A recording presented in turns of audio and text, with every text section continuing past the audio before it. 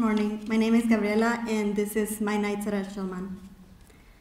Last year, on a hot summer afternoon, I met up with my friend Antonio to get burritos at Pancho's. At the bus stop, we started talking about the scholarship interview we both had the week before. I kept listening inattentively until he said, "Yeah, I mentioned to the committee how we used to spend the nights at Eshleman Hall. It's funny, remember? How we would freak out about getting caught?" When I heard the word Eshleman, images of the third floor, the smelly girls' bathroom, and lonely halls at midnight flooded my mind. I had forgotten about that chapter in my life. Sometimes I try to block memories from the past, perhaps as a defense mechanism, because they are too painful to remember. But fortunately, my friend Antonio reminded me of them. It was the first semester of my sophomore year. I was at a point where I could no longer bear commuting late at night, walking through the dark and empty streets of West Oakland, especially after being chased by a guy on my way home. I was at the corner of Union and 12th Street when all of a sudden I see a man biking from afar. He gets closer and closer. Then he yells at me. I was so scared that I couldn't remember any of the words he said.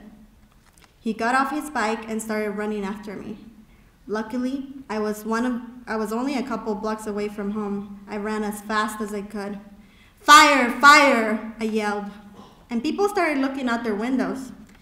The man stopped chasing me as I started desperately knocking on the door of the house where I used to live in and screaming, "Open the door, please," with tears on my eyes. Scariest experience ever. I decided to, quote-unquote, move in to Eshleman after the incident. Around the same time, I learned that my friend Antonio didn't have a place to live. I suggested that we both spend some nights at one of the student offices in the building.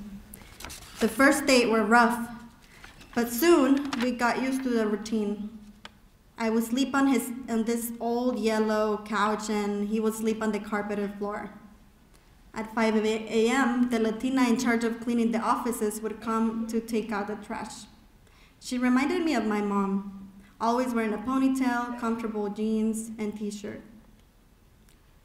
Every time we heard the door to the hall opening, we just had to make sure to be awake and pretend to be in the computer or something.